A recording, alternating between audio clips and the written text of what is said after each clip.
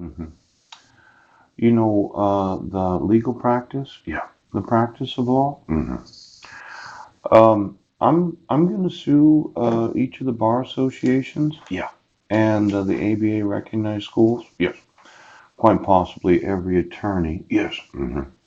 that has any knowledge of pro se litigants as petitioners. I'm sorry, but see, we have what's known as the oath of allegiance. Yeah. Uh-huh.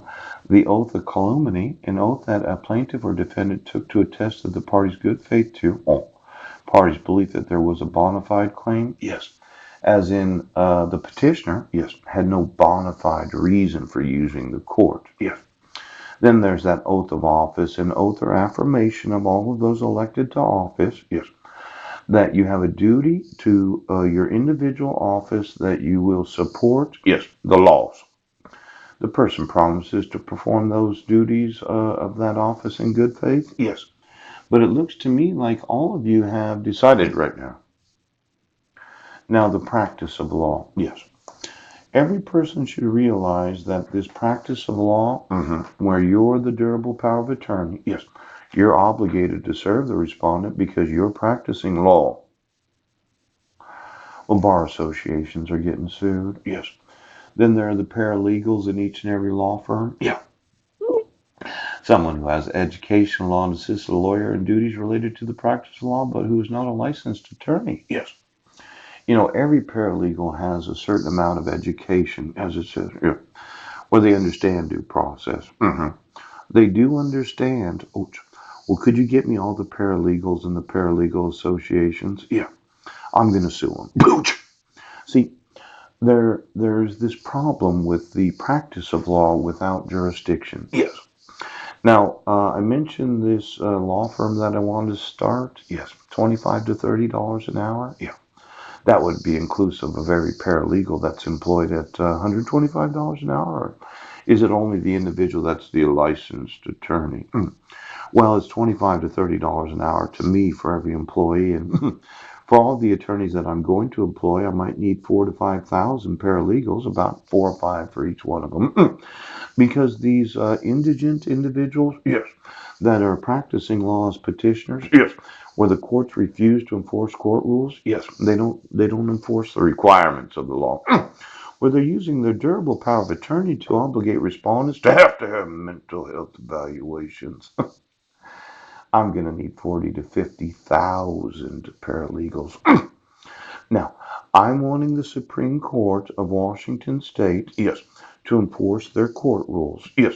And then I'm wanting the local courts, known as Superior Court judges and District Court judges, Yes.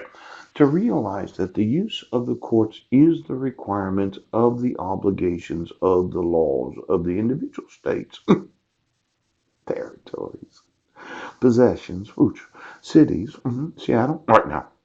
Now, I know that for every good attorney that I have at $125 an hour, Yeah. I could have a paralegal at $25 to $50 an hour. Yes. See, if you really added it up, Yes. let's say I had 60,000 employees Yes. at $25 an hour.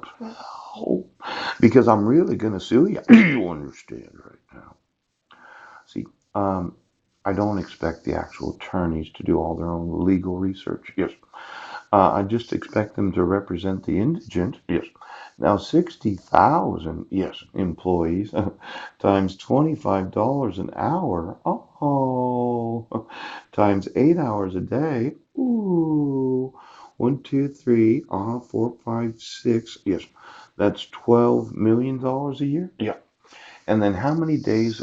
50 times 5? Yeah. 250 days a year? Oh, 250 equals, oh my gosh, look at that. Zero, zero, zero. Yes. Zero, zero, zero. Yes. $3 billion a year just so that I can chase the indigent. Now it's going to be $1 trillion day because I'm going to need those paralegals, and I think 4 to 5 of them for each of the attorneys that represent the indigent. Yes. So they could write up all those briefs and reasons why the court should. Well, if you're a petitioner, Yes. why you should no longer have any durable power of attorney in any court cases, Yes. because Washington State refused to acknowledge the obligations of law. Now, we just can't have you practicing law, yes, because you decided to petition the court, yes. Well, you took my sons right now. Well, in 10 years, it's 30 billion. Yes. In 100 years, it's 3 trillion. No, no, no. 10 times 3 is 30. Yes. It'd be 60 billion. Yes. Another 30 years. Oh, that'd be 90 billion. You know, if I lived another 70 years and I never sold my law firm, yes. That'd be 70 times, that'd be $210 billion. Now, when's the last time the government increased their hourly rate for any legal counsel that they've employed? Could you get me the last 40 years of what the federal government has paid for every attorney that they've employed? I think there's been some inflation effect, yes, on the employment of every attorney, yes. And that would cause me to have to inflate the amount of money. See, every time the federal government increases the amount of money they pay for outside counsel, you know, it could be, yes, 70 years from now, when my day of death.